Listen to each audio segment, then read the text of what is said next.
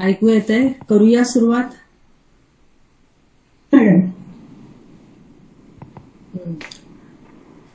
हो मॅडम. हो. ओम या. पूर्णमदः पूर्णमिदं पूर्णात् पूर्णमुदच्यते पूर्णस्य पूर्णमादाय पूर्णमेवावशिष्यते. ओम शांती शांती शांती. आपलं हे मधु ब्राह्मण चाललंय बृहदारण्यक उपनिषदातलं. ते आपण याच्या आधी दोनदा स्वाध्याय म्हणून वाचलं होतं, तर सगळं न वाचता शेवटच्या 3 कंडिका फक्त वाचूया. या अयम धर्म सर्वेषां भूतानां मधु अस्य धर्मस्य सर्वाणि भूतानि मधु यश्चायमस्मिन् धर्मे तेजोमयः अमृतमयः पुरुषः यश्चायम् अध्यात्मं धर्मः तेजोमयः अमृतमयः पुरुषः अयमेव सः यः अयम् आत्मा इदम् अमृतम् इदम् ब्रह्म इदं सर्वम् इदं सत्यं सर्वेषां भूतानां मधु अस्य सत्यस्य पाहिजे बर का. हा मागे पण कुठेतरी अग्नई झालंय, तिथे अग्नौ पाहिजे.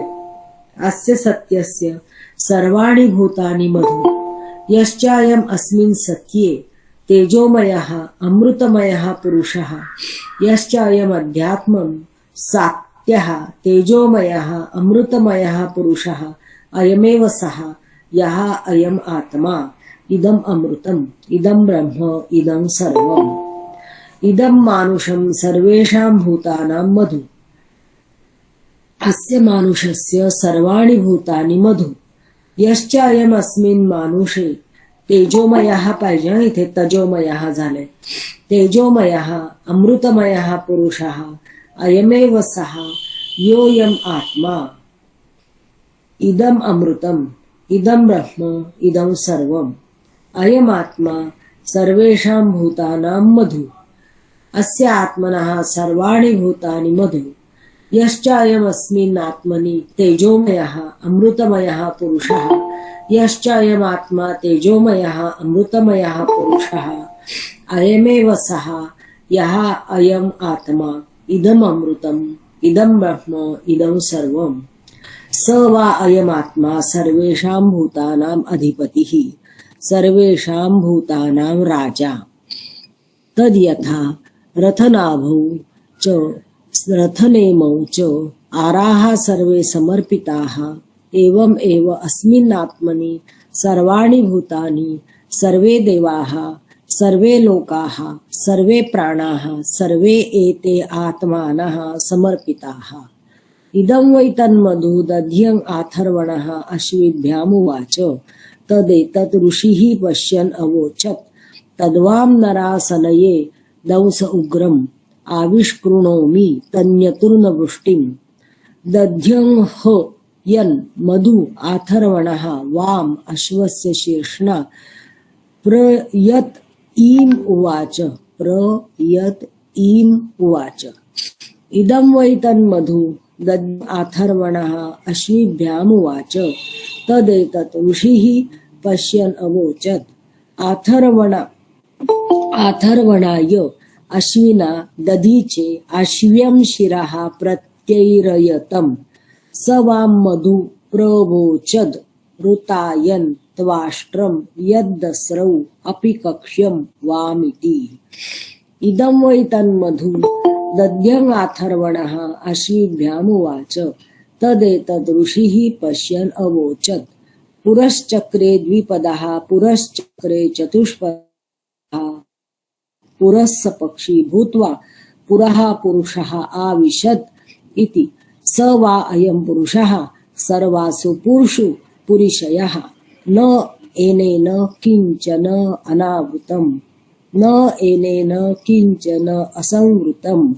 इदं वै तन्मधु दध्यं आथर्वणः अश्विभ्याम् उवाच तदेतद् ऋषिः पश्यन् अवोचत् रूपं रूपं प्रतिरूपो बभूव तदस्य रूपं प्रतिचक्षणाय इंद्रो मायाभिः पुरुरूप ईयते युक्ता हि अस्य हरयः शता दश इति अयं वै हरयः अयं वै दश च सहस्राणि बहूनि च अनंतानि च तदेतद् ब्रह्म अपूर्वम् अनपरम् अनन्तरम् अबाह्यम् अयमात्मा ब्रह्म सर्वानुभूः इति अनुशासनम्. अयं वंशः. आता अयं वंशः नंतर हा जो दुसरा अध्याय आहे हा संपणार आहे. बर, आपण हा मधु कांड असं म्हणतात या दोन्ही अध्यायांना मिळून.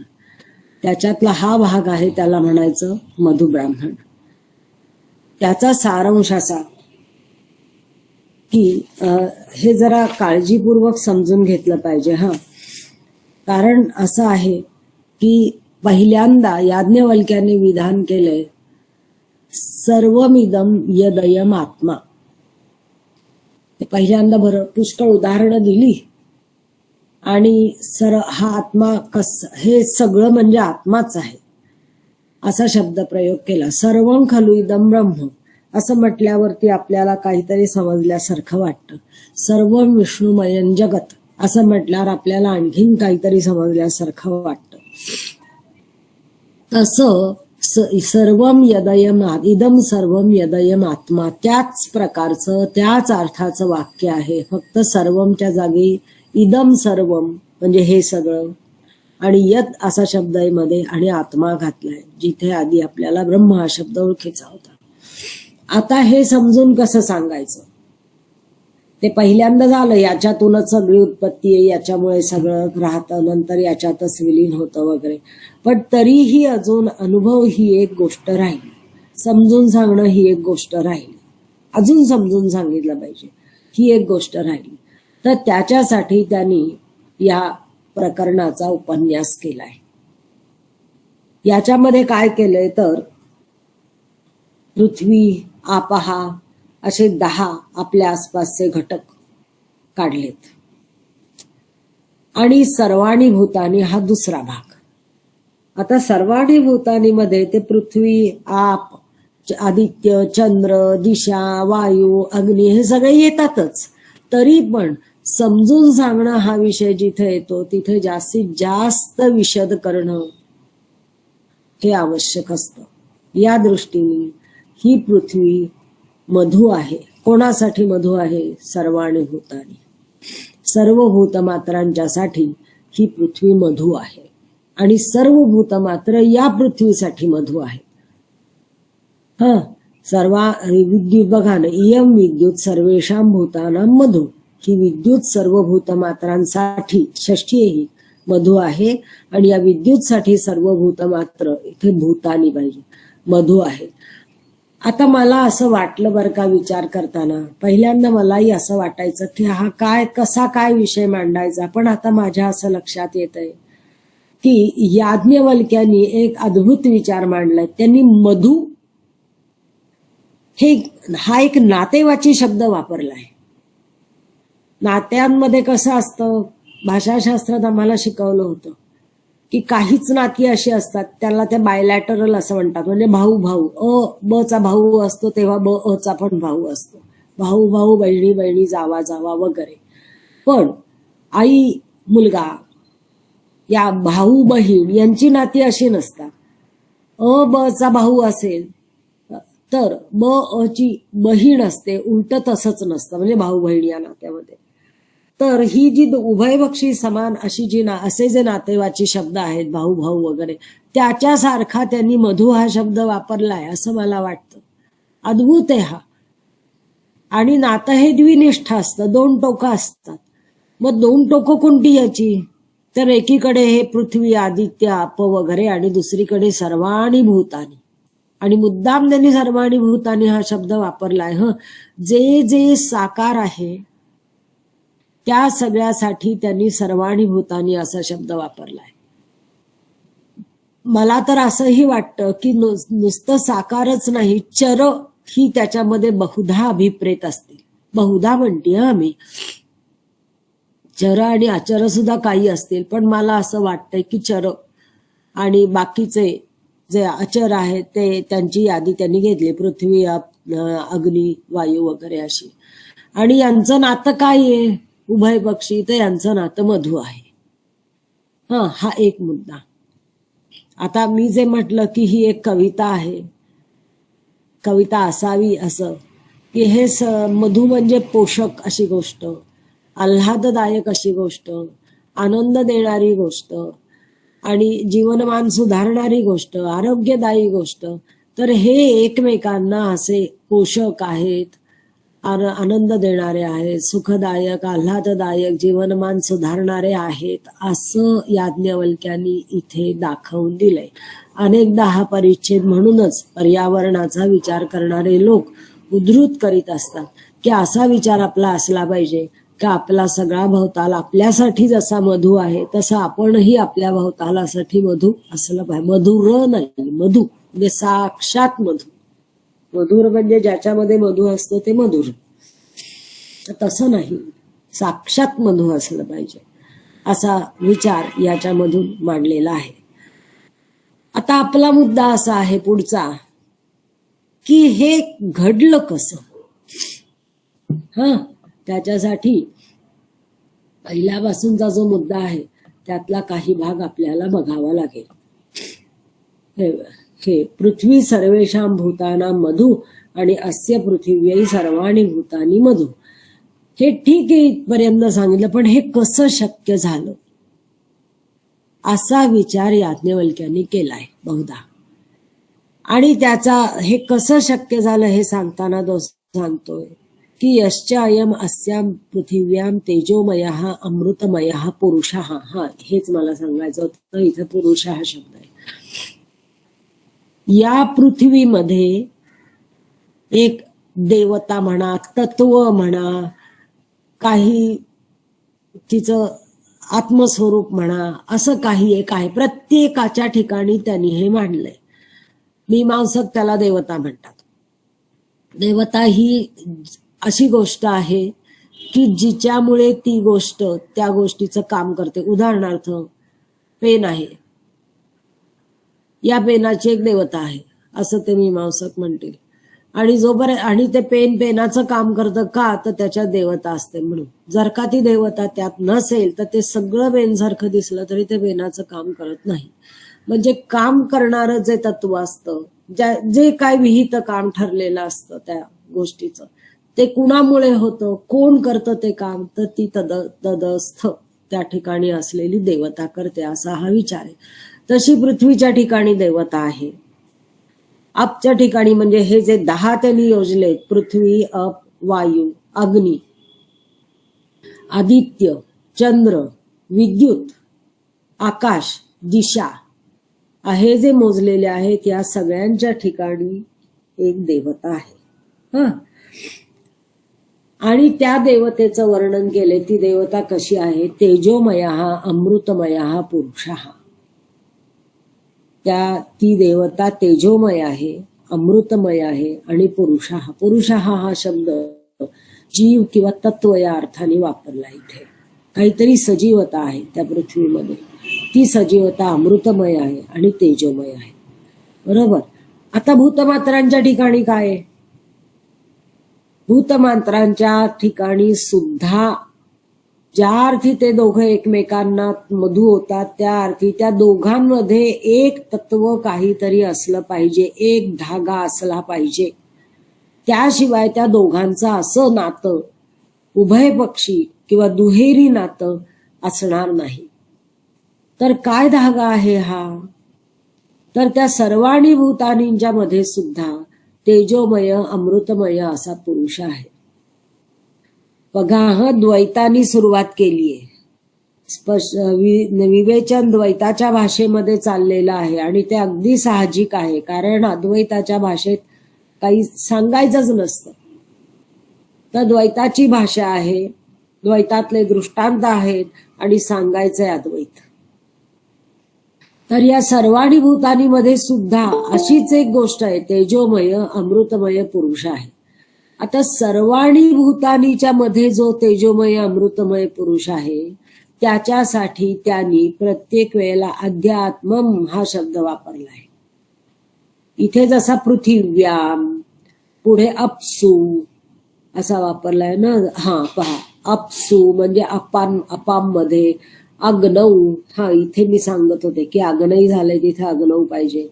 वायऊ, अशा सप्तमी विभक्ती वापरून त्यांच्या ठाई एक पुरुष आहे, म्हणजे एक तत्व आहे, एक जीव आहे, एक सचेतनत्व आहे आणि ते कार्यान्वित होतं, अशा प्रकारचा भाव आहे याच्यामध्ये. आणि जसं ते त्यांच्यामध्ये आहे तसं त्या सर्वाणी भूतानी मध्ये सुद्धा आहे. तर सर्वाणी भूतानी मध्ये आहे असं म्हणायच्या वेळेला सर्वेषु भूतेषु का नाही म्हटलं? नाही म्हटलं. त्याच्यासाठी त्यांनी अध्यात्मम असा शब्द वापरला. अध्यात्मम म्हणजे आपल्याला माहितीये शरीर, आत्म म्हणजे अध्यात्मम म्हणजे शरीर, म्हणजे या सर्वाणी भूतानी हे साकार असे कोणी एक आहे, त्या पृथ्वीवरती नांदणारे, वावरणारे आणि त्यांच्या ठाई कोण आहे? असाच पुरुष आहे. पण तो कसा आहे? शारीर, त्यांच्या शरीराच्या रूपात आहे. तो शरीराच्या आत आहे किंवा शरीराच्या रूपात आहे. त्यांना शरीर आहेत ना. हा महत्वाचा शब्द प्रयोग आहे. शारीर, शरीराच्या रूपात असं जे म्हटले, कारण पुढे ते असाच शब्द प्रयोग करणार आहे. म्हणजे पृथ्वीमध्ये असलेलं सचेतनत्व आणि सर्वाणी भूतानी मध्ये असलेलं सचेतनत्व हे एक आहे, समान नाही, एक आहे.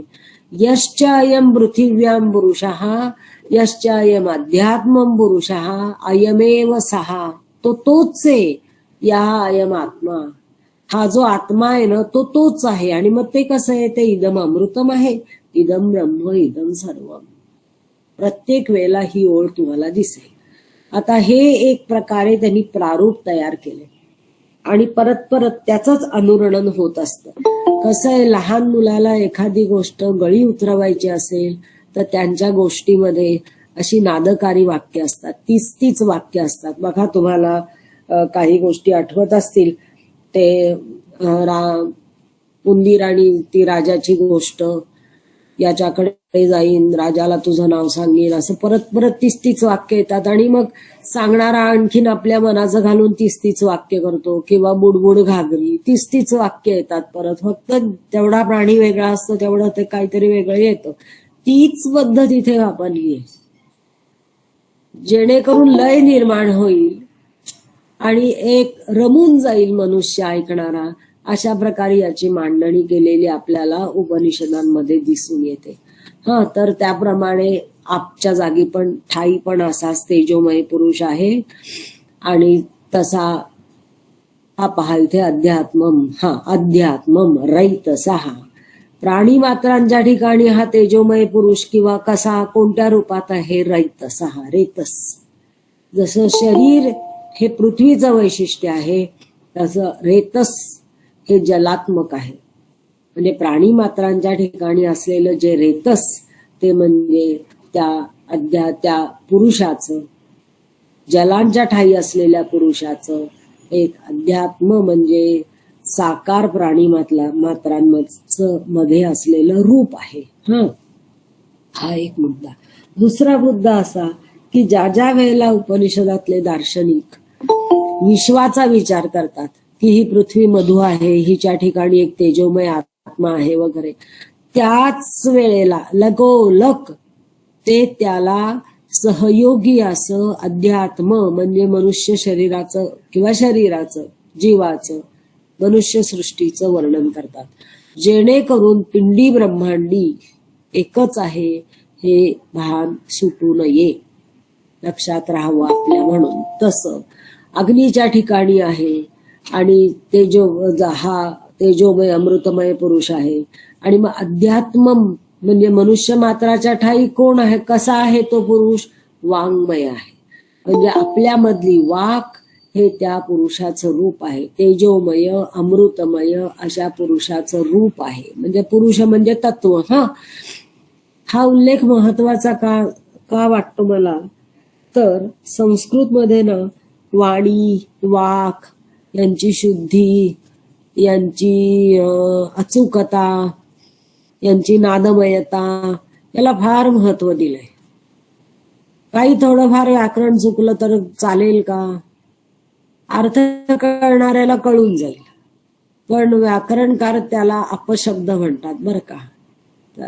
आणि म्हणतात बोबडं बोललेलं कळतंच ना आई वडिलांना, तर तसे ते अपशब्द आहेत. अर्थ कळतो ते कळून जाईल, पण अर्थ कळणं हे भाषेचं फार सामान्य असं कार्य आहे.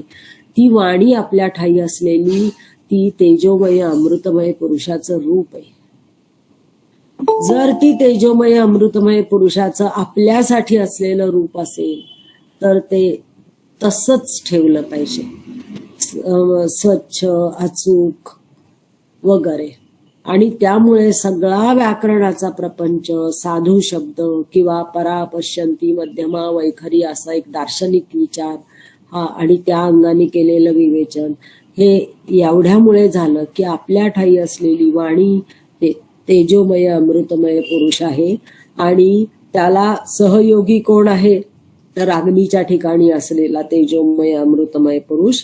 आणि हे दोन्ही म्हणजे काही दोन नाहीयेत, सहा यहा एवम आत्मा, यहा अयम आत्मा, तोच, ते दोन्ही मिळून तेच आहे जो हा आत्मा आहे, जे अमृत आहे, जे ब्रह्म आहे. तीच गोष्ट वायूच्या बाबतीत सांगितली. शरीराच्या ठिकाणी असलेलं जे वायूचं रूप आहे ते म्हणजे प्राण. हीच गोष्ट आदित्याच्या बाबतीत सांगितली. शरीराच्या ठिकाणी असलेलं आदित्याचं रूप म्हणजे चाक्षुष तेज. चाक्षुषा पुरुष म्हणजे तेज असं नाही, चाक्षुषा पुरुष डोळ्यामध्ये असलेलं. शरीराच्या ठिकाणी असलेलं दिशांचं जे रूप ते म्हणजे श्रोत्रहा प्रातिश्रुतकः हा शब्द बघा. आपल्या ठिकाणी असलेलं कर्णेंद्रिय शब्द वापरलाय प्रातिश्रुतक. प्रत्येक श्रुती म्हणजे प्रतिश्रुतचं प्रातिश्रुतक असं रूप आहे. प्रत्येक वेळेला आपण जे ऐकतो ते आपल्याला व्यवस्थित ऐकू येतं. त्यामुळे आपलं श्रोत्रेंद्रिय कसं असतं, प्रातिश्रुतक आहे. ते प्रत्येक वेळेला ते वेगळं वेगळं ऐकतं. एकदा ऐकलं आणि भागलं असं नाही. 10 वेळा जर एक शब्द उच्चारला तर ते 10 वेळा ऐकतो, म्हणून त्याला म्हणलंय प्रातिश्रुतक. तर आपल्यामध्ये असलेला हा जो हे श्रोत्रेंद्रिय आणि तेही प्रातिश्रुतक आहे, ते म्हणजे दिशांचं आपल्या ठाई असलेलं रूप आहे. आपल्यामध्ये असलेलं मन आहे ते म्हणजे चंद्राचं आपल्यामध्ये असलेलं रूप आहे. विद्युत, बाहेरच्या विश्वात विद्युत आहे आणि आपल्यामध्ये तैजस हा पुरुष हा आहे. काही एक तेज आहे आपल्यामध्ये, ते तेज म्हणजे त्या विद्युतचं रूप आहे. स्तनयित्नु म्हणजे मेघ, ढग, तो मधु आहे. आणि आपल्यामध्ये असलेला शाब्द हा संवरहा. अध्यात्म म्हणजे आपल्यामध्ये असलेला, असा मी एक शब्द प्रयोग करते, साधा सोपा येतो. अध्यात्म म्हणजे आत्मनी अधिक, आत्म्याच्या ठिकाणी. इथे आत्मा शब्दाचा अर्थ शरीर. आकृती म्हणजे आपल्या ठिकाणी असलेला, म्हणजे सजीवांच्या ठिकाणी असलेला, हलत्या डोलत्या, त्यांच्या ठिकाणी असलेली कोणती शब्द याला सहयोगी आहे त्या मेघाला, तर शाब्द हा संवरहा. शाब्द म्हणजे शब्दाच्या रूपातला आणि संवर म्हणजे स्वर. स्तनयित्नु म्हणजे गडगडाट करणारा मेघ पावसाचा. आणि आपल्यामध्ये शब्द आहे, वाणी वेगळी आणि शब्द वेगळा. आपल्यामध्ये स्वर आहे, ते वाणीचंच रूप असेल पण त्याला वेगळं काढलंय. तर हा स्वर जो शब्दरूप आहे, श्रूयमाण आहे, निर्माण होणारा आहे, हा म्हणजे त्या मेघाचं आपल्या ठाई असलेलं रूप आहे. असं म्हणून ना श्रुतीनी माणसाचं आणि मेघाचं, माणसाचं आणि चंद्राचं, माणसाचं आणि आदित्याचं, माणसाचं आणि पृथ्वीचं पक्क नातं जोडलंय. आणि पक्क्या नात्यासाठी त्यांनी मधु हा शब्द वापरलाय. आणि हे नातं कशाच्या मार्फत जोडलं, तर या दोन्हीच्या ठिकाणी असलेला पुरुष हा एकच आहे. स्तनयित्नुच्या ठिकाणी जो पुरुष आहे तो वरवर पाहता तेजोमय अमृतमय पुरुष असा वाटतो. अध्यात्माच्या ठिकाणी असलेला जो पुरुष आहे तो शाब्द आणि संवर वाटतो, पण तो तोच आहे. अयमेव सहा यहा अयम आत्मा. आकाश, आकाशाच्या ठिकाणी पुरुष आहे आणि आपल्या ठिकाणी काय आहे, हृदय आकाश. ते हृदय अंतर्गत आपल्याला 2-3 वेळा गेलेला आहे हा शब्द प्रयोग. आपल्यामध्ये असलेलं हृदय, हृदयामध्ये असलेलं आकाश म्हणजे बाह्य जगातल्या आकाशाशी एक नातं जोडणारी गोष्ट आणि दोन्हीमध्ये एकच तत्व आहे, ते म्हणजे पुरुषः अयमात्मा. तत्वमसी असं ज्या वेळेला आपण वाचतो किंवा ऐकतो त्याच्यावरच बरोबर त्याचं आहे, फक्त त्याचं एक स्पष्टीकरण आहे हे जास्त या भाषेमध्ये. आता पुढची गोष्ट वेगळी आहे. धर्म, सत्य आणि मानुष हे 3 घेतले. आतापर्यंतचे हे जे 10 आहेत ना, हे एक प्रकारे स्थूल आहेत. स्थूल म्हणजे ग्रॉस, आपल्याला दिसणारे आहेत, अनुभवास येणारे आहेत, पंचेंद्रिय ग्राह्य आहेत. पण इथून पुढे धर्म, सत्य आणि मानुष हे जे घेतलेले आहेत हे इतके पंचेंद्रिय ग्राह्य, डोळ्याला दिसतील अशा प्रकारचे नाही, डोळ्याला कानाला वगैरे. तर धर्म आहे, हा धर्म सुद्धा मधु आहे. सर्वाणि भूतानी, आणि सर्व भूत या धर्मासाठी मधु आहे.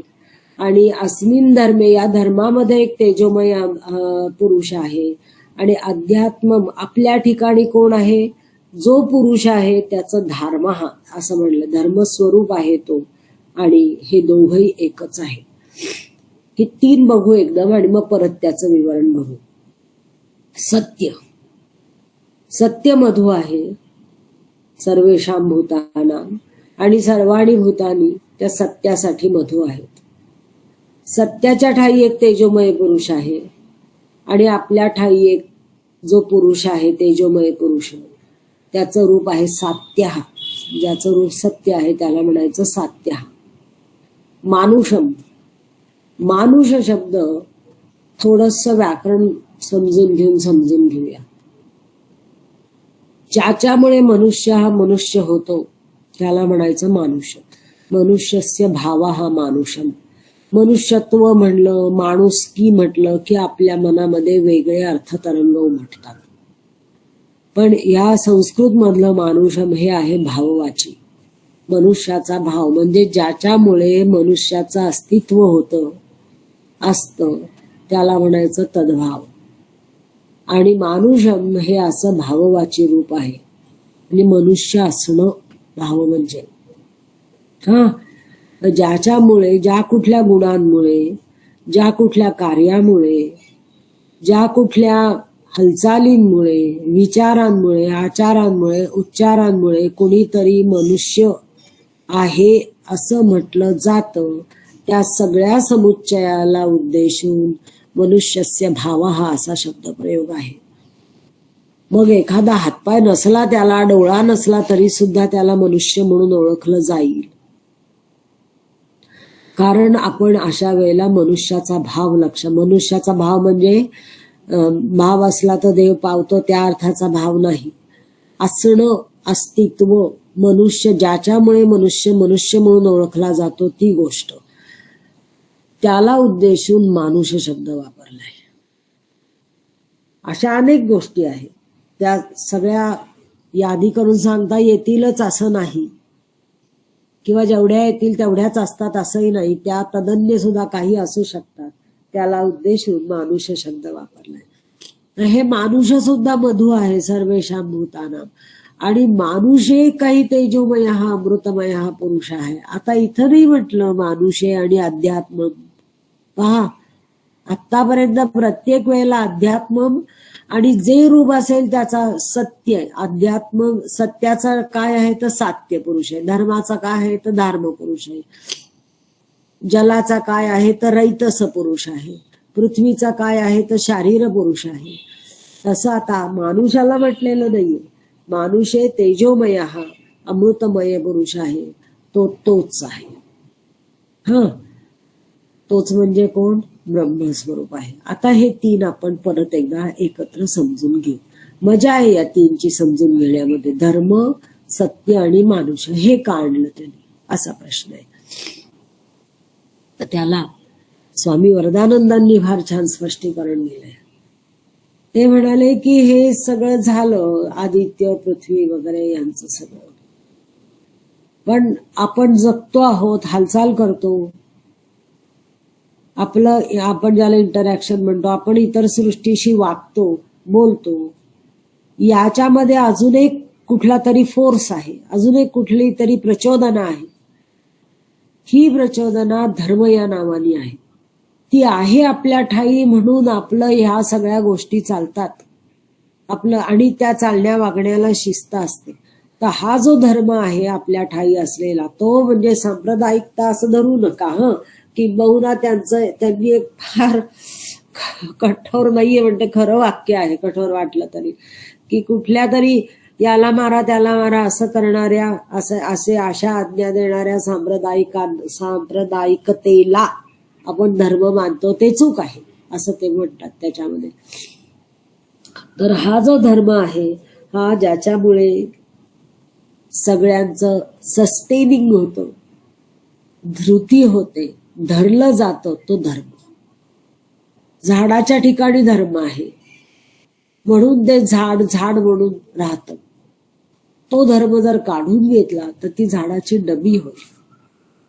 डबी असायला पण डबीला स्वतःचा धर्म असतो, तो डबीचा धर्म असतो. पण खरं झाड असतं, त्याला ते झाड म्हणून राहतं, तेव्हा त्याच्यामध्ये तो धर्म असतो.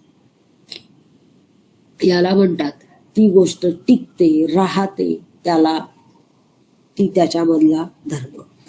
तर हा धर्म आणि बाकीची सगळी भूत मात्र यांच्यामध्ये पण मधु असण्याचं नातं असलं पाहिजे. बाहेरच्या सृष्टीत हा धर्म आहे, झाड, आदित्य, अमक्या तमक्या ठिकाणी. माणसाच्या ठिकाणी आहे धर्म, हा पुरुष, हा तीच गोष्ट सत्याची, सात्य हा पुरुष. आता परत एकदा मागे जाऊ. प्रत्येक वेळेला अध्यात्म म्हणजे आपल्या ठिकाणी असलेलं जे तत्व आहे त्याला शारीर हा पुरुष, तेज रैतस हा पुरुष, चाक्षुष हा पुरुष, श्रोत्र हा, प्रातिश्रुतक हा पुरुष, मानस हा पुरुष, अशी विशेषणं दिलेली आहेत. म्हणजे आपल्यामध्ये जो जीव आहे, आपल्यामधली जी चेतना आहे, तिचे हे सगळे पैलू आहेत.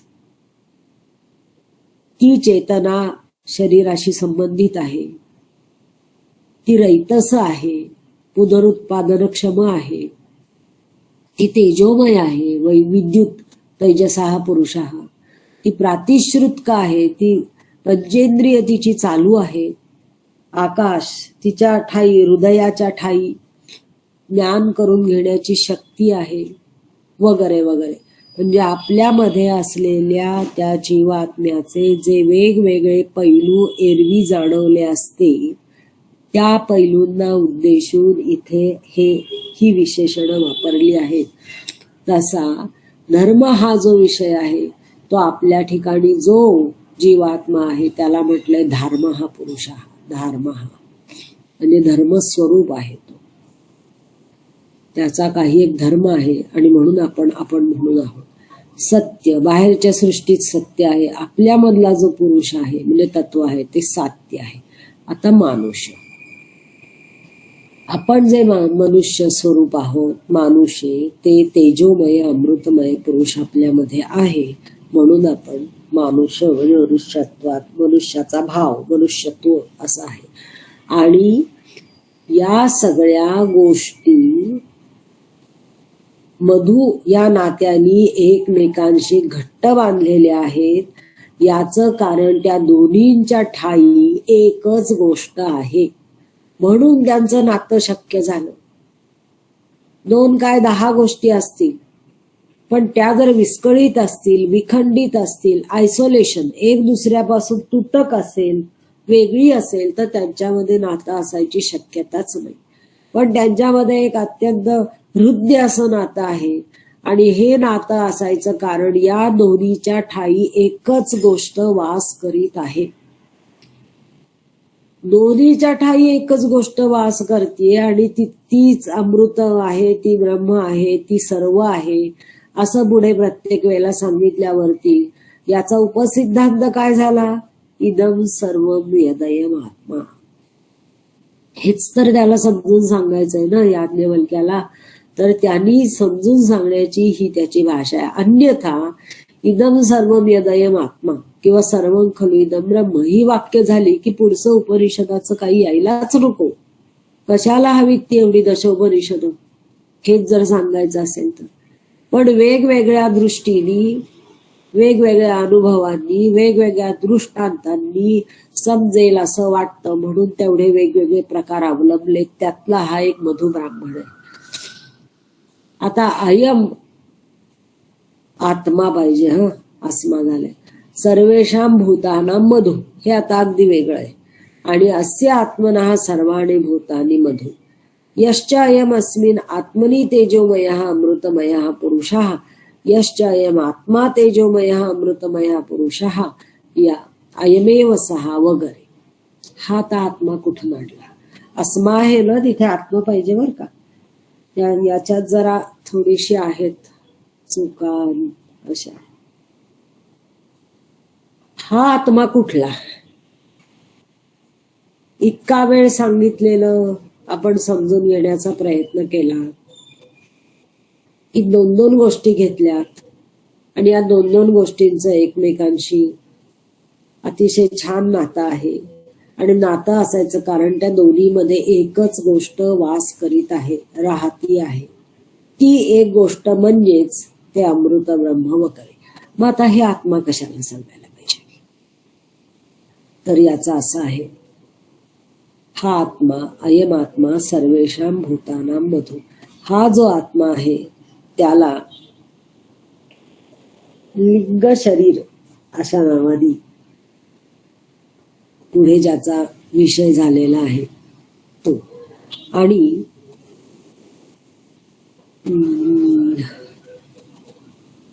कारणदेह असा शब्दप्रयोग हे नंतरच्या वेदांत्यांनी याचा विस्तार केलाय.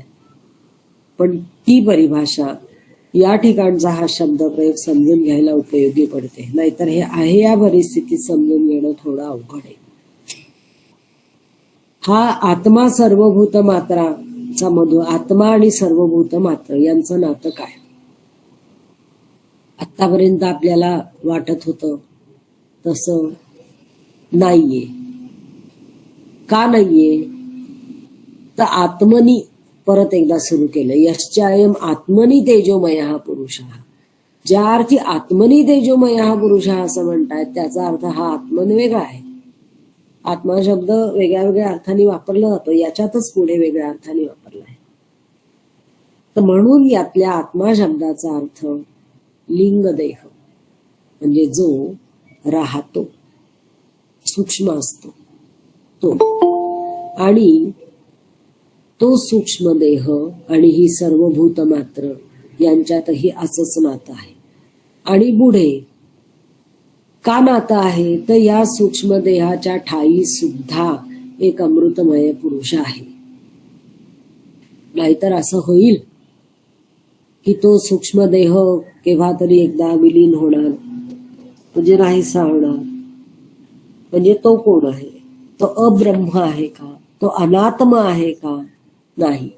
जर सर्वम यदयम आत्मा अशी जर त्याची प्रतिज्ञा आहे तर तो सूक्ष्म, तो लिंगदेह सुद्धा आत्मस्वरूप कोणत्या ना कोणत्या तरी पातळीवर आहे हे सांगता आलं पाहिजे. त्याचा हा प्रयत्न आहे. तर तो आत्मस्वरूप आहे, तेजोमय अमृतमय आहे. आणि त्याचा सहयोगी कोण आहे? यश्चायम आत्मा. परत आत्मा शब्दच वापरलाय.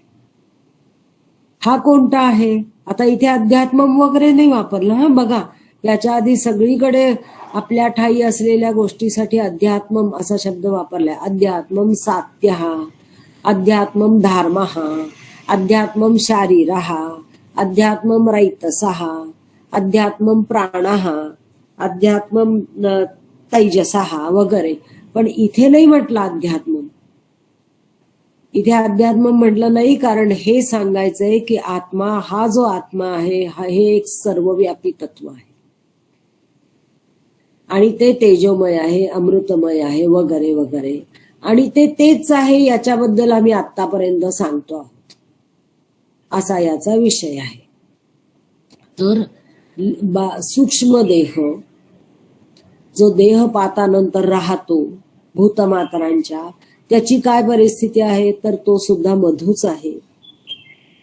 आणि मग त्याच मधू हे जर नातं असेल तर त्याचं दुसरं टोक कुठलं त्या नात्याचं? आत्मा, जो कारणदेह असं म्हणतात त्याला, या आत्म्याला, तो अविद्यात्मक असतो. आता याचं पुष्कळ स्पष्टीकरण ना आता साखरे महाराज घेतायत ना, त्याच्यामध्ये येणार आहे बरं का. आज महाराज नाही घेऊ शकत म्हणून मी आले, सांगायचं राहिलं तुम्हाला. तर हा आत्मा, अयम आत्मा, हा अविद्यात्मक आत्मा आहे. म्हणजे जो तुमच्या आमच्या ठाई जो आहे तो जाणवतो तो, पण तो अविद्यात्मक आहे. त्यांनी सांगितलं होतं पहा आपल्याला, अंतःकरणामध्ये पडलेलं जे प्रतिबिंब असतं ते आपल्याला, चेतनाचं प्रतिबिंब आपल्याला चेतन स्वरूप जाणवतं. भास असतो तो, चिदाभास हा शब्द ते वापरतात, त्या अर्थाने हा शब्द आहे अयम आत्मा. मग तुम्हाला चिदाभास वाटो किंवा देहपातानंतर काही एक शिल्लक राहतं ते वाटो, ते सुद्धा मधूच आहे. आणि ते मधू असण्याचं कारण त्या दोन्ही ठिकाणी हा तेजोमय अमृतमय असा पुरुष आहे, जो की आम्ही आतापर्यंत अयम आत्मा, इदम अमृतम, इदम ब्रह्म, इदम सर्वम या नावाने सांगतो, असं त्याला म्हणायचंय. ही एक वेगळी गोष्ट आहे. बाकीच्या उपनिषदांमध्ये किंवा आणखीन काही ठिकाणी, गीतेमध्ये सुद्धा हा सर्वं खलु इदं ब्रह्म हा विषय सांगताना ही गोष्ट येत नाहीये. विभूती योग सांगताना ही गोष्ट येत नाहीये. पण याच्यातनं लिंग शरीर, चिदाभास किंवा अविद्यात्मक कारणदेह हे सुद्धा यातनं वगळले नाहीत, असं मला असं सांगायचंय. आणि अशाच प्रकारे स्पष्टीकरण भाष्यकारांनी दिलं. स वा अयम आत्मा सर्वेषां भूतानां अधिपतिः. आता पहा, इथपर्यंत त्या आत्मस्वरूपाचं स्पष्टीकरण झालं की तो आत्मा सर्वत्र आहे, हे एका वाक्याने सांगता आलं असतं. पण तसं न सांगता सर्वत्र मध्ये काय येतं? सर्वत्र मध्ये पृथ्वी येईल आणि आपण सगळे येऊ.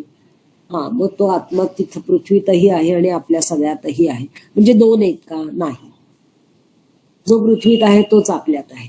हे कसं सांगणार मग तो मधू, तो नातेवाची, त्या पृथ्वीमध्ये असलेला आत्मस्वरूप, मग त्याचा सहयोगी आपल्यामध्ये असलेला आत्मस्वरूप, शारीर, आणि हे दोन्ही आत्मस्वरूप हे एकच आहे.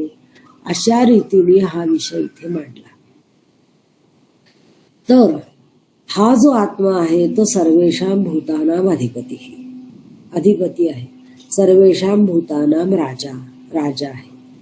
यथा तद यथा रथनाभौ रथनेमौ च आराहा सर्वे समर्पिताः. रथाची नाभी, तुंबा आणि रथनेमौ, तो जो असा गोल असतो ना चाकाचा, त्याच्यामध्ये आराहा, आरे सगळे समर्पित असतात, बसवलेले असतात. ते त्याच्या बाहेर राहूच शकत नाही. राहिले तर ते आरे म्हणून कोणी ओळखणार नाही, तारवीर म्हणून त्याला फेकून देतील. अशा रीतीने अस्मिन् आत्मनि सर्वाणि भूतानि, सर्व भूत मात्र म्हणजे पृथ्वी, तेज, सर्व देव, इंद्र, अग्नी, वायू, सर्व लोक, भूः भुवः स्वः, सर्व प्राणाः, सर्व इंद्रिय म्हणजे प्राणाः म्हणजे कर्म इंद्रिय, ज्ञान इंद्रिय, सर्वे ते आत्मानः. मगाशी म्हटलं ना, आत्मन शब्द अगदी वेगळ्या अर्थाने वापरलाय, तो पहा इथे. या सर्वांना आत्मन म्हटलंय. एरवी आपण या सगळ्या गोष्टी असं म्हटलं असतं ना. मराठीतला गोष्टी शब्द अशाच अर्थाने वापरला जातो की काहीही सांगायचं असेल तर आपण असं म्हणतो की काल मी एक गोष्ट पाहिली किंवा मला एक गोष्ट सांगायची आहे, त्या गोष्टीचा मला भयंकर राग आला. म्हणजे काही प्रसंगही असू शकतो, व्यक्ती असू शकते, गोष्टही असू शकते, शब्दही असू शकतो. म्हणजे राजा राणीची गोष्ट तसंही असू शकतं, काहीही असू शकतं. तशा अर्थाने हा आत्मान हा शब्द वापरलाय. म्हणजे काही त्याच्याहून बाहेर काही नाहीच. सर्व भूत, सर्व देव, सर्व लोक, सर्व प्राण हे सगळे आत्मानः हे अस्मिन आत्मनी समर्पित आहे, या आत्मस्वरूपामध्ये समर्पित आहेत, एकरूप झालेले आहेत. त्याहून ते वेगळे दिसतात. जसे हे आरे वेगळे दिसतात, पण एवढं नक्की आहे की ते याच्याशी चिकटलेले आहेत. तसे वेगळे जरी वाटले, शब्दतः वाटले की ही पृथ्वी आहे, हे भूतानी आहे, तरी तसं नाहीये, ते समर्पित आहेत. आता अर्थ, स वा अयम आत्मा, हा कोण? हा आत्मा एक अर्थ केलाय, सर्व भूतमात्रांचा अधिपती आहे. हे कशाला सांगायला हवंय? आणि सर्व भूतमात्रांचा राजा आहे, हे का सांगायला हवंय बरं? तर भाष्यकारांनी इथे असं म्हटलंय की हा जो आत्मा आहे, हा शब्द, हा आत्मा म्हणजे आत्मविद, ज्याने आत्मस्वरूप हे असं असं आहे असं जाणलेला आहे, तो म्हणजे आत्मविद. तो साक्षात्कारी पुरुष म्हणजे आत्मविद. तो कोण असतो? सर्वेषां भूतानां अधिपती, सर्व भूत मातरांच्या मध्ये तो स्वतंत्र असतो. दोन्ही अर्थ होतील. मातरांच्या, सर्व भूत मातरांच्या मध्ये तो स्वतंत्र असतो. स्वतंत्र असतो म्हणजे त्याला कशाचंच बंधन नसतं, कारण तो सर्वच झालेला असतो ना. आपण सर्व नसतो, आपण आपल्या देहापुरते असतो, त्यामुळे आपल्याला देहाचं बंधन आहे. देहाच्या बाहेरच्या ऊन, पाऊस, वारा यांचं बंधन आहे. पण हा ऊनही असतो, हा पाऊसही,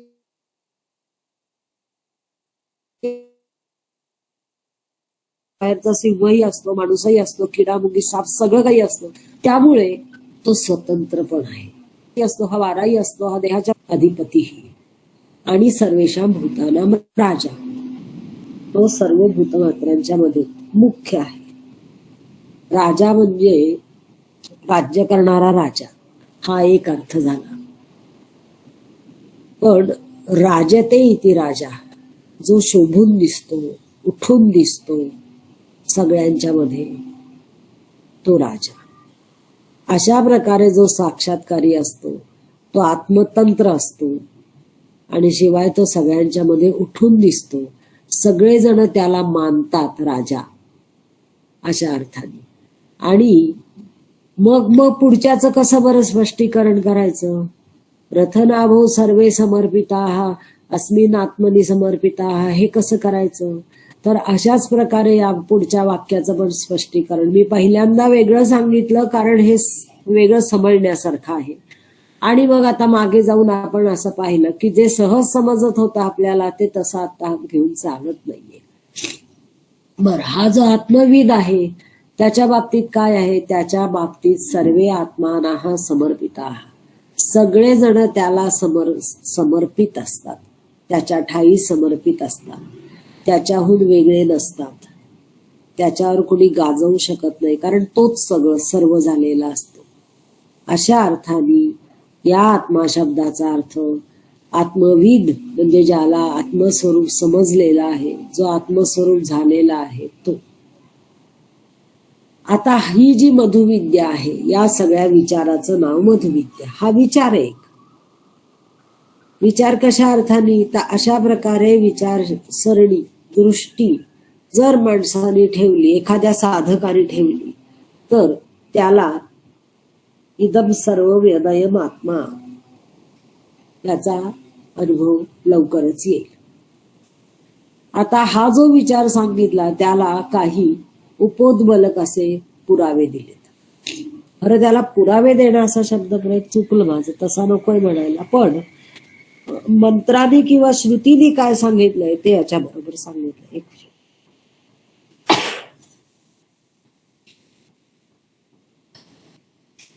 श्रुतीने काय सांगितलंय ऋग्वेदात, ते या पुढच्या 3 मंत्रांच्या मध्ये सांगितलंय. आणि त्याच्याद्वारे पुन्हा एकदा असं स्पष्ट करून सांगितलंय की ही मधुविद्या ही फार महत्वाची आहे. हा विचार फार महत्वाचा आहे. कशासाठी? साक्षात्कार या विषयासाठी, किंवा आत्मस्वरूप हे सर्वव्यापी आहे हे समजून घेण्यासाठी. इदं वै तद्मधु, हे ते मधु आहे. की दध्यग अथर्वणः अश्विभ्याम उवाच, जे दध्यग अथर्वणाने अश्विभ्याम म्हणजे अश्विनी कुमारांना सांगितलं. तदेतद ऋषीही पश्यन अवोचत, तर हे तदेतद म्हणजे हे म्हणजे हे मधु, हा मधुविद्येचा भाग ऋषीही पश्यत, ऋषीला दिसला, त्याला त्याचा साक्षात्कार झाला. आणि मग तो म्हणाला, म्हणजे कोणा ऋषीला, दध्यग अथर्वणाला नाही, याचा ऋषी अवजस कक्षीमा नाही, त्याला साक्षात्कार झाला की अरेच्छा, हा विषय फार महत्वाचा आहे आणि अथर्वणाने हा अश्विनी कुमारांना सांगितलाय आणि त्यांनी तो, आपण म्हणतो ना डॉक्युमेंट करून ठेवला, तसा त्यांनी तो अवोचत, तो ऋषी असं म्हणतो. काय म्हणतो? तद्वाम नरा सदये दंस उग्रम आविष्कृणोमी तन्यतुर्न वृष्टीम दध्यं हयन मधु अथर्वणो वाम अश्वस्य शीर्षणा प्रयत उवाच इति. ही आहे ऋग्वेदातली एक ऋचा, पहिल्या मंडलातली ऋचा आहे. 116 काहीतरी सुक्त आहे, मला असं हो 116व्या सुक्तातली. तो ऋषी असं म्हणतो, नरा, हे पहा नरा, नरा म्हणजे हे नरव, नरव हा शब्द अश्विनी कुमारांच्यासाठी आहे. आणि नरव याचा अर्थ नेतारव. हे नेत्यांनो, हे अश्विनी कुमारांनो, मी वाम म्हणजे तुमचं, दंसम उग्रम आविष्कृणोमी, उग्रम म्हणजे अतिशय उग्र, क्रूर. ऋग्वेदातला उग्र शब्द आहे ना, तो असा घोर वगैरे अशा अर्थाचा आहे. घोर क्रूर असं मी तुमचं, दंस म्हणजे कर्म, हे मी आविष्कृणोमी, मी आता हे प्रकट करतो, प्रसारित करतो. आता कर्म प्रकट करतो तेही उग्र, म्हणजे याच्यात उग्रचा अर्थ वाईट अशा अर्थाने नाहीये, पण ते साधं नाहीये, भयंकर आहे. आणि आता मी ते प्रकट करतो, शब्दात सांगतो.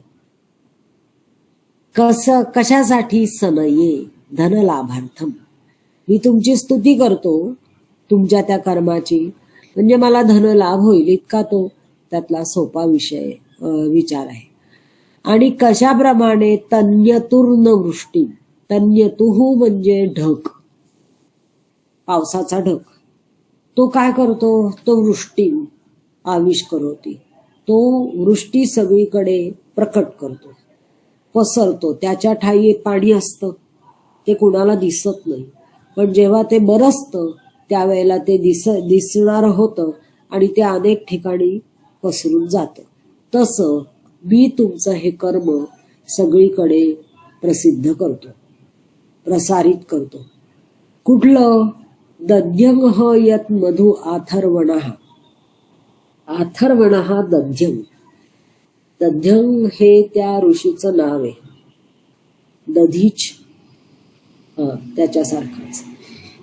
हा दध्यंग अथर्वण, अथर्वण म्हणजे अथर्व्याचा मुलगा, त्याचं नाव दध्यंग, दध्यंग.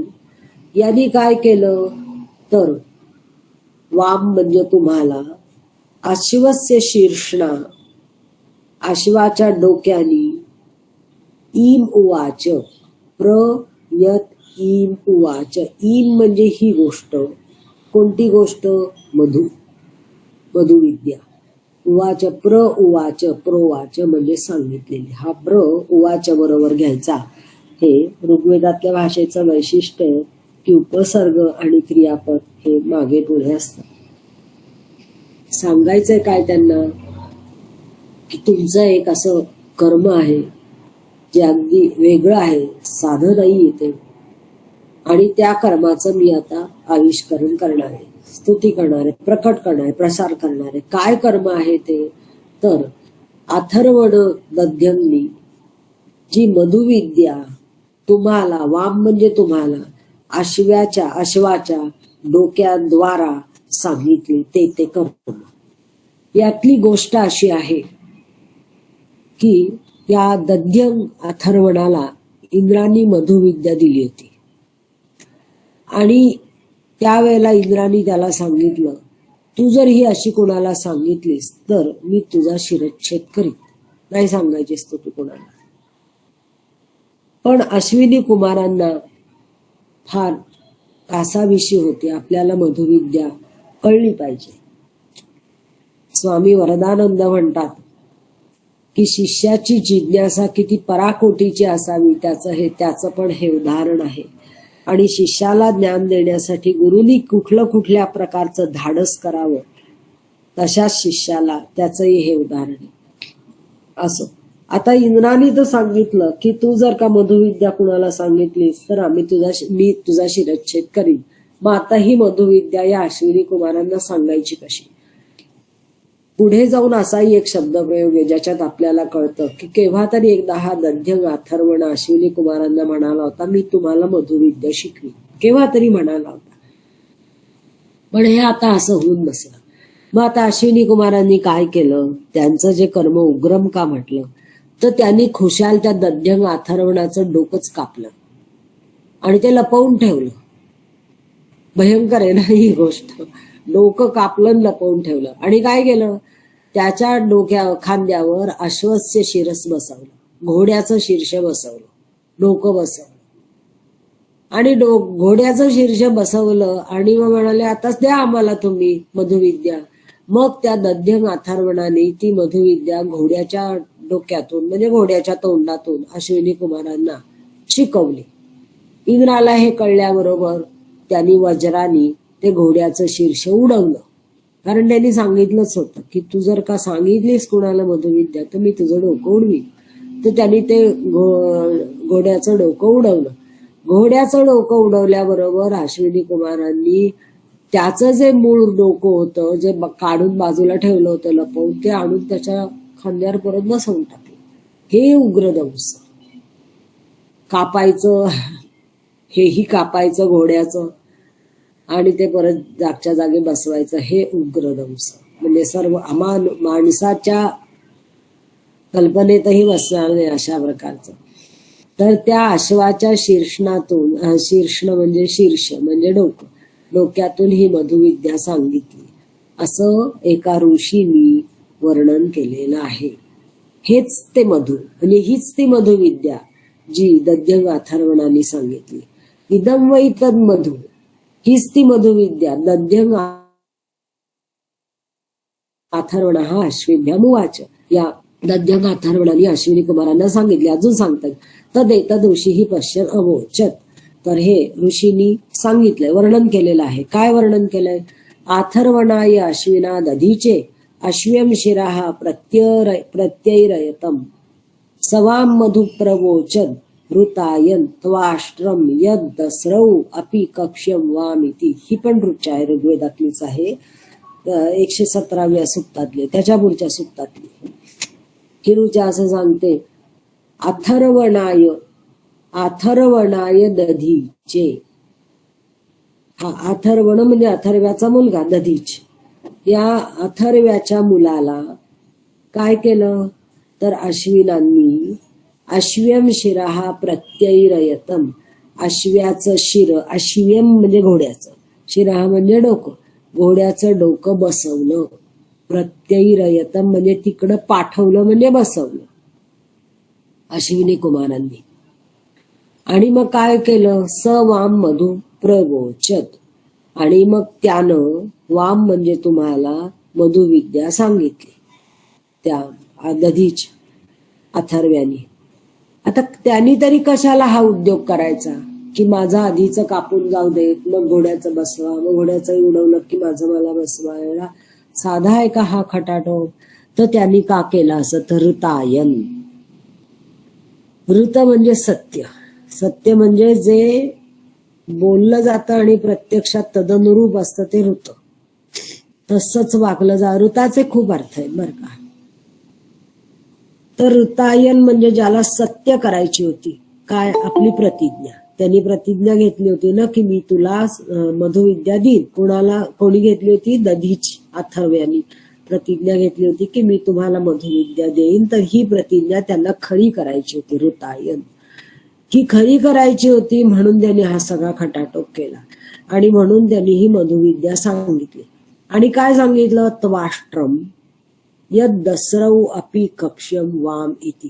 दसरौ अश्विनी कुमारांच्यासाठी विशेषण आहे. दसरौचे अनेक अर्थ आहेत, त्यातला एक अर्थ जे सुंदर आहेत ते दसरौ. ते अश्विनी कुमार हे अतिशय सुंदर होते दिसायला असं वर्णन आहे त्यांचं. तर हे सुंदर पुरुषांनो, तुम्हाला त्वाष्ट्रम प्रवोचत, मधु सांगितलं, त्वाष्ट्रम सांगितलं आणि कसं अपि कक्ष्यम सांगितलं. वाम म्हणजे तुम्हाला, तुम्हाला म्हणजे अश्विनी कुमारांना. तो ऋषी अश्विनी कुमारांशी बोलतोय. बर, त्वाष्ट्रम सांगितलं म्हणजे काय? मधुच झालं की मधुविद्या सांगितली. त्वाष्ट्रम, त्वष्टू चे दोन अर्थ आहेत. एक अर्थ आहे इंद्र आणि एक अर्थ आहे आदित्य. त्वाष्ट्रम मधु म्हणजे इंद्रानी सांगितलेलं मधु, म्हणजे इंद्रानी सांगितलेली मधुविद्या. की मधुविद्या इंद्रानी दधिचेला सांगितली होती म्हणून या मधुविद्येला त्वाष्ट्रम मधु असं म्हटलं. दुसरा अर्थ त्वाष्ट्रम म्हणजे आदित्य, त्वष्ट्रू म्हणजे आदित्य. तर जे आदित्याच्या संबंधी असतं ते त्वाष्ट्रम. हे काय आदित्याच्या संबंधी? आणि ते आहे अपि कक्ष्यम. कक्ष शब्दाचा अर्थ केलाय रहस्य, गुप्त गोष्ट. ती कोणती गुप्त गोष्ट आहे? तर जी आदित्याच्या संबंधी आहे अशी. आता हाच त्वाष्ट्र शब्द कक्ष्यमकडे घेतल्यावर त्याचा अर्थ बदलतो. इथं परत एक दुसरा विषय येतो. प्रवर्ग्य नावाचा एक यज्ञातला भाग आहे, सोमयज्ञातला. हा खूप महत्वाचा आहे. प्रवर्ग्यामध्ये थोडक्यात सांगते, गाईचं आणि शेळीचं दूध एका धारेनी उकळत्या तुपामध्ये घातलं जातं. तसं घातलं की त्याचा खूप मोठा भडका होतो, खूप मोठा. म्हणजे अशा वेळेला वरती छतावरती, आधीच त्या यज्ञशाळेचं छत उंच असतं, त्याच्यात जिथे कुठे हा प्रवर्ग्य व्हायचा आहे तो भाग अजून उंच करतात आणि तरीही त्या छतावरती चढून 2-4 माणसं पाण्याच्या बादल्या घेऊन बसतात. तर असतं ते भांड छोटसच ज्याच्यात तूप उकळत ठेवतात, असं साधारणपणे फुटापेक्षा लहान असेल. एकावर एक 3 बोळकी ठेवल्यावर जसं दिसेल तशा प्रकारचं ते दिसतं आणि त्याची ही अशी ज्वाळा वर जाते. विचार त्याच्यातला असा आहे की या प्रवर्ग्यामधून मनुष्य विश्वामध्ये शक्तीचं प्रक्षेपण करीत असतो. म्हणजे सूर्यामध्ये सूर्य आपल्याला शक्ती देतो, ऊर्जा देतो. कधीतरी संपेल ना मग ही, तर आपण पण त्याला दिली पाहिजे. तर प्रवर्ग्य याच्याद्वारे सूर्याला त्याची ऊर्जा दिली जाते. हा यज्ञातला भाग आहे प्रवर्ग्य हा. पण एकदा काय झालं होतं, ते यज्ञाचं डोकंच उडालं. बाणावर डोकं ठेवून बसला होता, ते गेलं उडून. मग अश्विनी कुमारांनी यज्ञाला प्रवर्ग्याच्या रूपात डोकं बसवलं आणि मग सूर्याला ऊर्जा देणं, सूर्याची ऊर्जा सूर्याकडे प्रक्षेपित करणं, हे यज्ञातलं कर्म सुरू झालं. तर हे रहस्याचा भाग आहे हा, की प्रवर्ग्य विधी कसा करायचा, का करायचा, मंत्र कोणते इत्यादी. याला उद्देशून कक्ष्य हा शब्द वापरलाय. गुह्य, कक्ष, रहस्य. आणि हे रहस्य आदित्याच्या संदर्भातलं. तर तो जो दध्यंग अथर्वण होता त्याला या दोन्ही गोष्टी माहिती होत्या, प्रवर्ग्याचीही माहिती होती आणि मधुविद्येचीही माहिती होती. आणि त्यांनी या दोन्ही गोष्टी अश्विनी कुमारांना सांगितल्या. सांगायचंय काय की ही मधुविद्या इतकी महत्वाची आहे की डोकं उडवण्याची किंमत देऊन अश्विनी कुमार ती गोष्ट शिकले आणि यांनी पण ती शिकवली.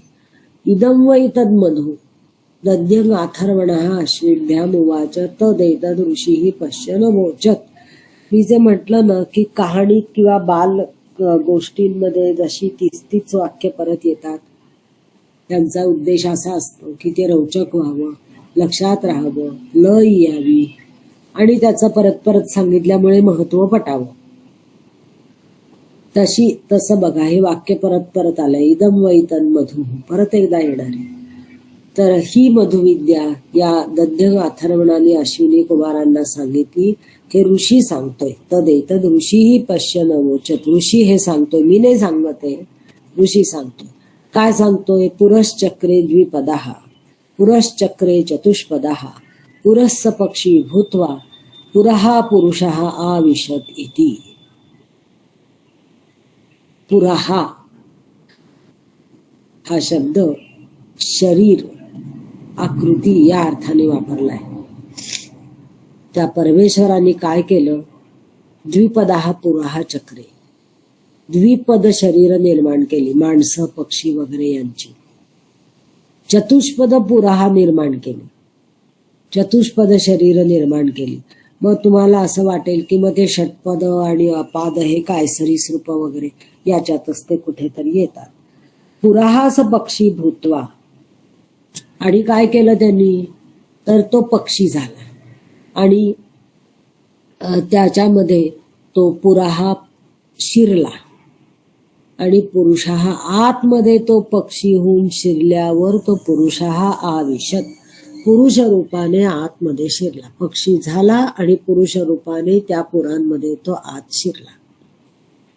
कल्पना अशी, याच्यामधला विचार असा आहे की परमेश्वराने हे सगळं निर्माण केलं विश्व, आणि मग तो स्वतःच त्याच्यामध्ये जीव होऊन आत शिरला.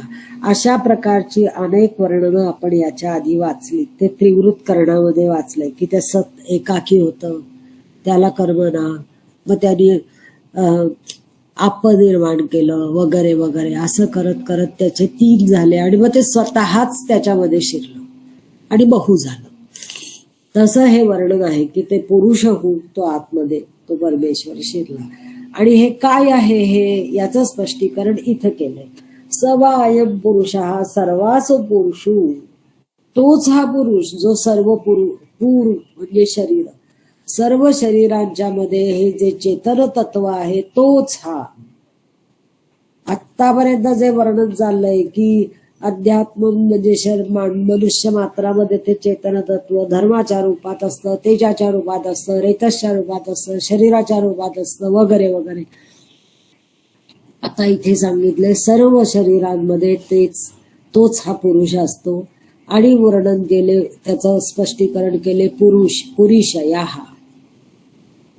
पुरीशय पुरुष याचं केले स्पष्टीकरण. पुरीशय, पुरी म्हणजे शरीरात, शय म्हणजे पहुडलेला. तो प्रत्येक शरीरात पहुडलेला असतो म्हणून त्याला म्हणायचं पुरीशय. पुरीशय हा शब्द पुरुष या अर्थाचं किंवा शब्दाचं मूळ रूप आहे असं व्युत्पत्तीकारांचं म्हणणं. ते म्हणणं बाजूला राहू दे. पुरुष शब्दाचा हा स्पष्टीकरणात्मक अर्थ आहे. सर्व शरीरांमध्ये पहुडलेला म्हणून तो पुरुष. आणि मग पुढे काय? न एनेन किंचन अनावृतम, हा जरा शब्द प्रयोग वेगळा आहे. अनावृत, आवृत म्हणजे झाकलेलं, अनावृत म्हणजे न झाकलेलं, उघड. कुठलीही गोष्ट झाकलेली नाही अशी नाही.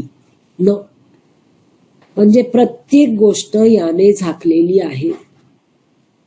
अनावृत म्हणजे झाकलेली नसणं, आवृत म्हणजे झाकलेली असणं, आवरण शब्द केलेला. अनावरण म्हणजे उघड केलेली असणं. कुठलीही गोष्ट उघड केलेली नाही याने अशी नाही. म्हणजे प्रत्येक गोष्ट ही याच्यामुळे खुली आहे. न एनेन किंचन असंवृतम, संवृत म्हणजे आत असणं, असंवृत म्हणजे आत नसणं. कुठलीही गोष्ट अशी नाही किंचन की ज्याच्या आत हा नाही. म्हणजे बाहेरही हा आहे, कुठलीही गोष्ट अशी नाही की ज्याच्या बाहेर हा नाही, आणि कुठलीही गोष्ट अशी नाही की ज्याच्या आत हा नाही. म्हणजे अंतर्बाह्य तोच आहे. आपल्याला पहिल्यांदा सांगितलं पुरीशय, पुरुषू म्हणजे पुरांमध्ये, आणि पुरी हा शिरला म्हणजे आपल्याला वाटेल तो आत आहे, पण बाहेरचं कवच अनात्मय का? नाही, ते पण त्याचंच आहे आणि आत पण तोच आहे. म्हणजे आत पण तोच आहे आणि बाहेर पण तोच आहे. अंतर्बाह्य तोच आहे हे सांगण्याचा हा शब्द प्रयोग आहे. किती वाजले? एवढं जरा नाही, थांबूया आपण, याला थोडासा वेळ लागेल बर का. थांबूया. खरं वाटलं होतं संपेल असं. असं शांती मंत्र म्हणूया. ओम पूर्णमदः पूर्णमिदं पूर्णात् पूर्णमुदच्यते पूर्णस्य पूर्णमादाय पूर्णमेवावशिष्यते. ओम शांती शांती. धन्यवाद सगळ्यांना.